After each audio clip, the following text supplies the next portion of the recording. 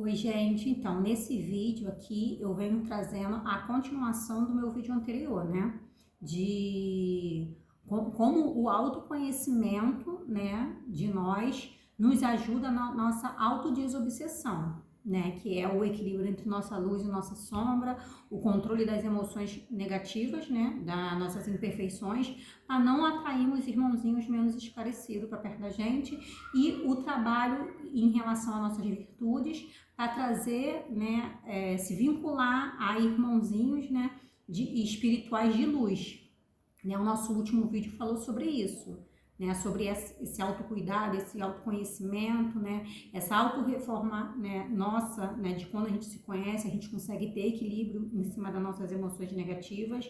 Mas hoje eu vim aqui falar com vocês sobre o quê? Sobre as nossas atitudes, sobre nossas ações, porque isso também conta bastante, né, em relação aos espíritos que vão nos acompanhar. Não é só sobre nossa luz e nossa sombra, é sobre nossas ações também. Eu posso ter o autoconhecimento em relação à minha pessoa, né, saber ter o autocontrole dos meus sentimentos, né, não deixar eles virem à tona, mas eu posso ter várias ações, várias atitudes que me façam eu ter vínculo com os espíritos menos esclarecidos, né? Os ditos demônios pela igreja evangélica, os quiumbas, os trevosos, os eguns. Então, eu posso me vincular com esses espíritos também, dependendo das minhas ações, das minhas atitudes perante a mim mesmo e perante o próximo. Como? Com vício, gente. Vício também atrai irmãozinho menos esclarecido. Eu, assim, no meu autoconhecimento que eu tenho de mim mesmo, né, nessa reforma íntima que eu tenho trabalhado em mim, eu acho, porque às vezes a gente tem outros tipos de vício e a gente não acha, como vou dizer, não reconhece. Mas por enquanto, o único vício que eu tenho, que eu reconheço é de café. Eu amo café. Pode estar o calor que for, eu tomo café. E se eu estiver em casa, eu tomo café praticamente o tempo todo. Eu vou lá, faço um cafezinho e vou tomando durante o dia. Então, isso é um vício, né? Excesso de cafeína. E o que eu vou atrair para perto de mim? Que existe, gente, não é maluquice, existe espíritos desencarnados que ainda estão presos na crosta terrestre que têm vício no café. O que eles vão fazer? Eles vão ficar perto de mim, né? Porque eles sabem que eu vou ali uma hora ou outra tomar um cafezinho, então eles vão ficar perto de mim para usufruir, né, eu não sei o nome, esqueci o nome que fala, da energia do café. Eles não vão tomar o café em si, igual eu faço, tomo, né? Por via oral, mas eles conseguem absorver a energia do café, da cafeína que eu estou usando. Da mesma forma que tem outros tipos de vícios, né? Pelo sexo, por droga, por bebida, por cigarro, né? Então, isso tudo é vício, gente. E todo vício, lá do outro lado, tem aquele irmãozinho que gosta daquele tipo de vício. E também vamos ser atraídos por esses vícios. Gente, a maledicência, famosa fofoca, isso também é um vício. A gente ficar fazendo fofoca do irmãozinho, isso prejudica muito, né? As pessoas, fofoca prejudica muito. É como você pegar um papel, rasgar ele e soltar no vento. Vai espalhar ele por todos os lados. Depois para catar fica difícil, não fica? Então, a fofoca faz isso. Às vezes, a fofoca acaba com a imagem de uma pessoa, né? E isso também é um vício. Tem gente que tem vício de fazer fofoca. Tem vício de falar mal do outro ou de ficar comentando da vida do outro. Isso também é um vício. Então você vai atrair para você o quê? Irmãozinhos que gostam de maledicência, que gostam de disse-me-disse, né? Porque tem fofoca que dá problema. Você fala uma coisa aqui, fala da pessoa ali, fala lá, e se a pessoa for estourada, não ter autocontrole nas emoções dela, se ela souber que é você que está falando, ela vai tirar satisfação. Aí olha o problemão, né? A fofoca, a maledicência também é um vício, gente. Tem, como muitos outros vícios, né? A promiscuidade, né? Quando você tem aquela necessidade de sexo, né?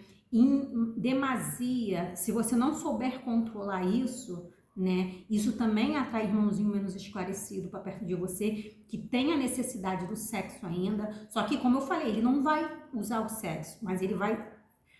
O sexo tem uma energia e esse irmãozinho, ele absorve essa energia sexual, né? Então, a gente só tem proteção nas relações sexuais quando há sentimento.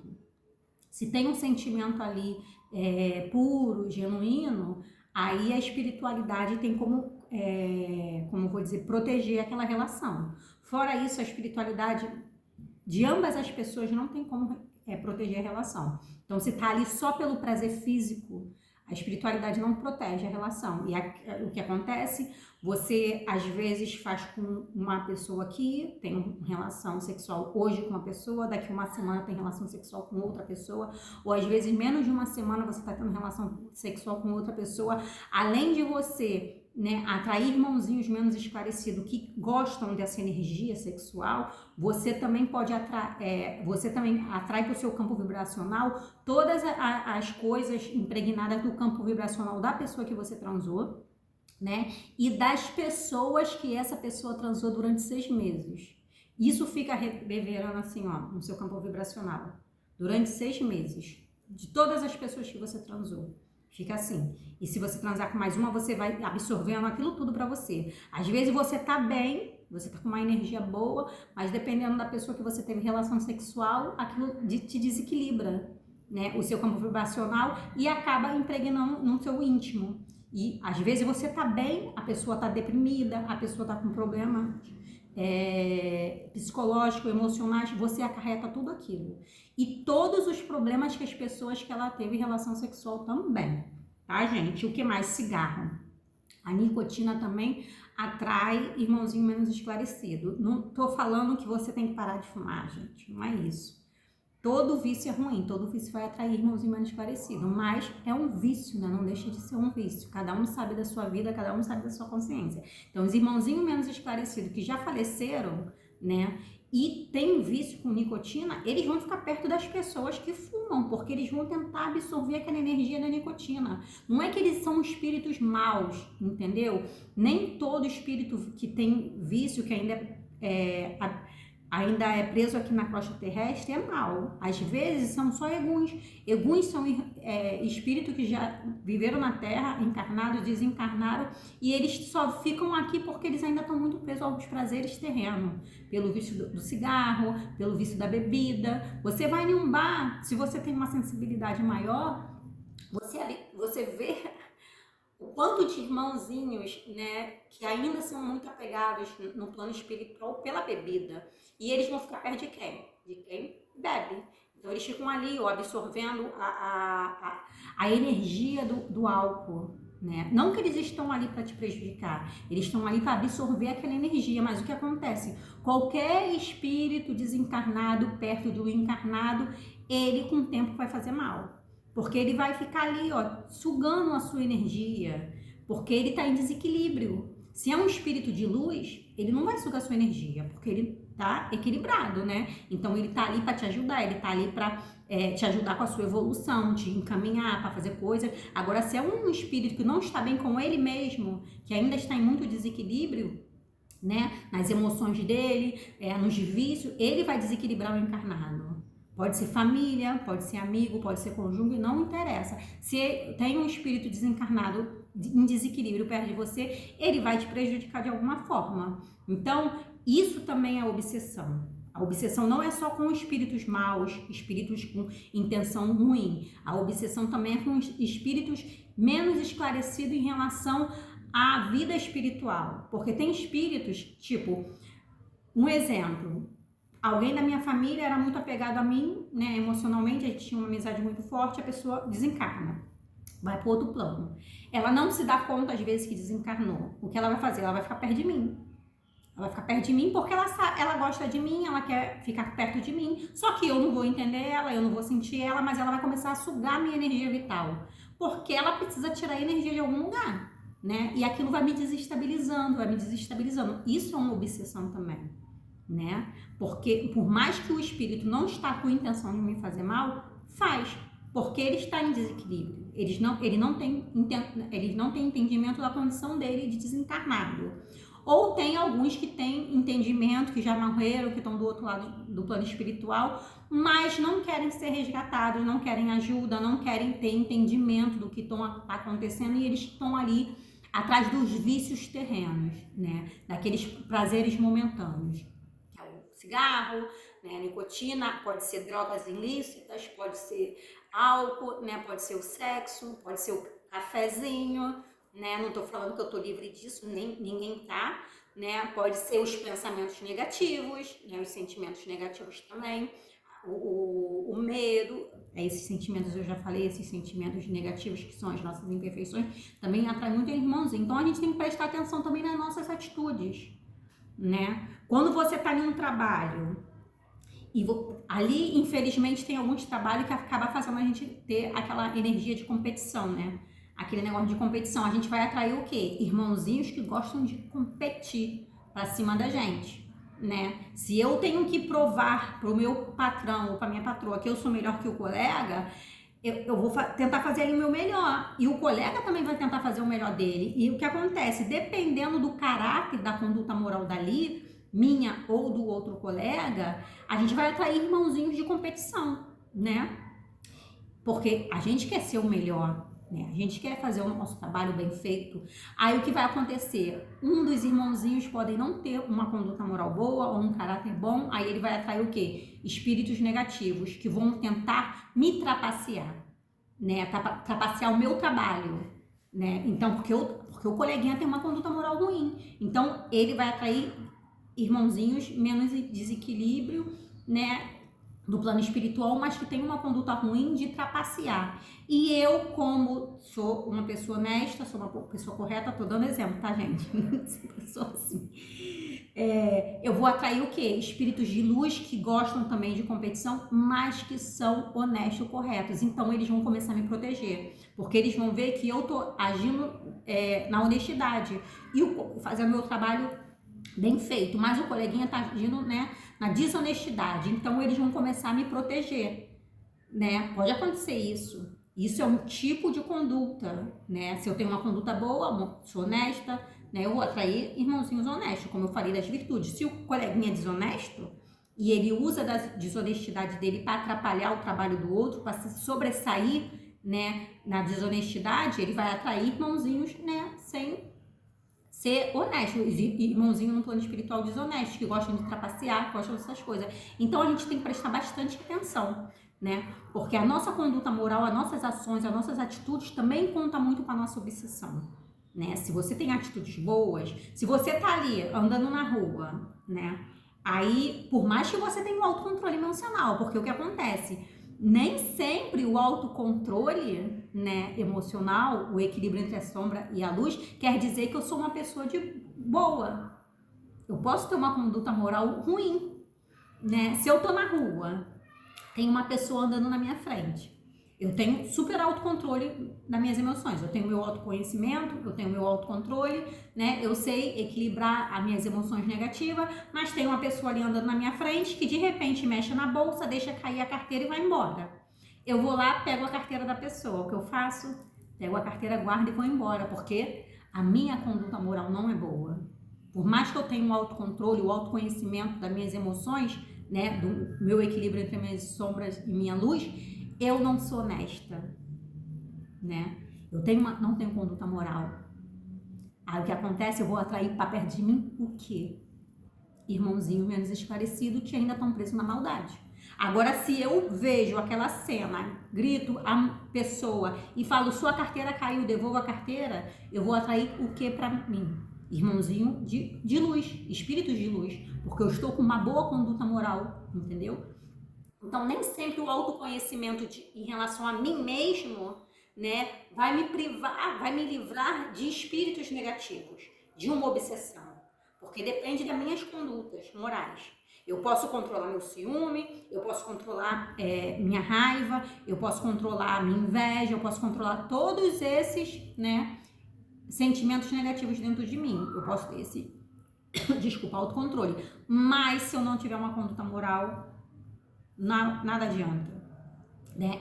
Posso correr o risco de atrair também irmãos menos esclarecidos e entrar em uma obsessão. Então, o autoconhecimento é muito importante, né? A reforma íntima também é importante. Isso é muito importante. Mas a nossa conduta moral é muito mais importante. Porque eu posso ser uma pessoa que eu não tenho um controle emocional, tá?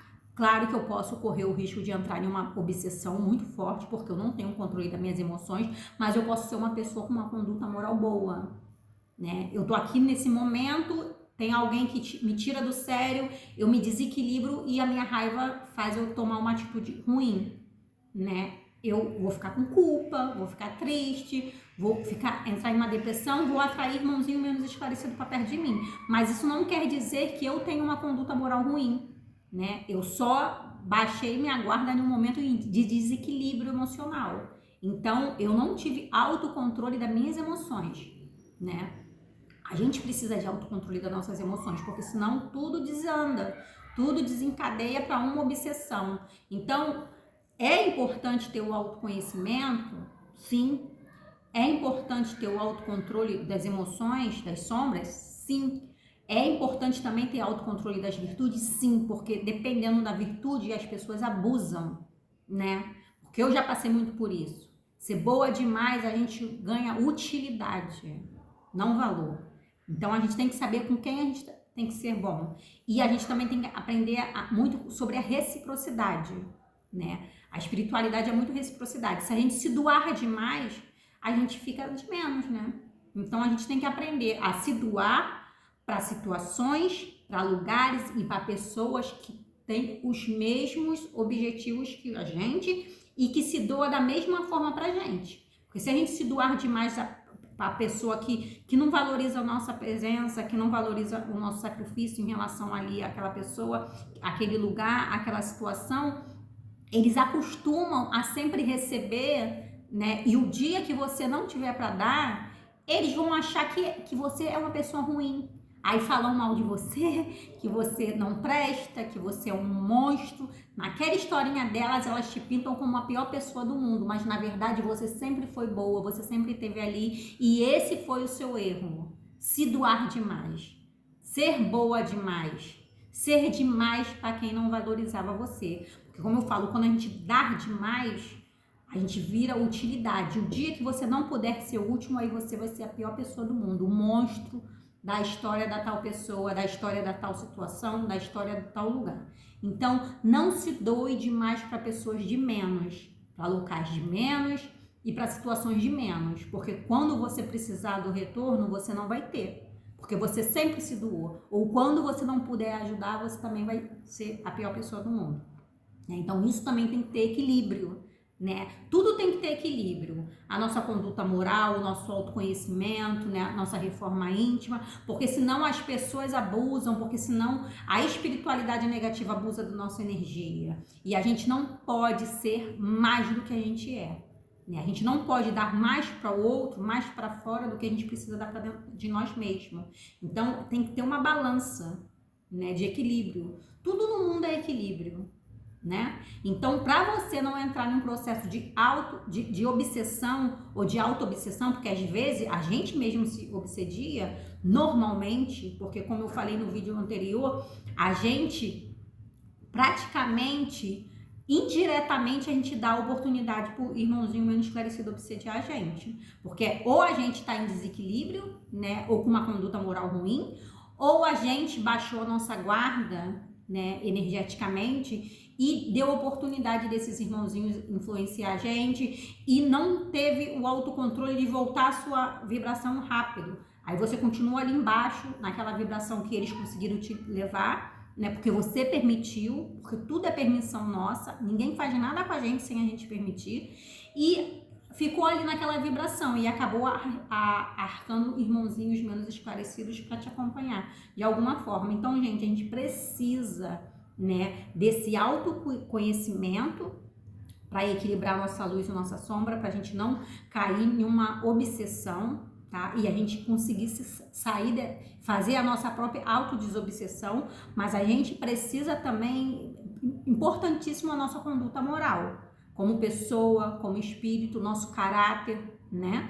As nossas ações, porque nossas ações falam muito sobre a nossa conduta moral, sobre o nosso caráter. Então a gente precisa trabalhar essa conduta moral nossa, esse caráter, né, para a gente ter ações certas e nossas ações continuar atraindo para perto da gente espíritos de luz, né? Porque se a gente tiver uma conduta moral ruim, um caráter duvidoso, a gente vai atrair espíritos de baixa vibração que estão muito densos. E aí a gente dá mais oportunidade para entrar, né, em um processo de obsessão forte, que pode chegar via uma possessão, né? E para depois fazer a nossa desobsessão é mais difícil, né?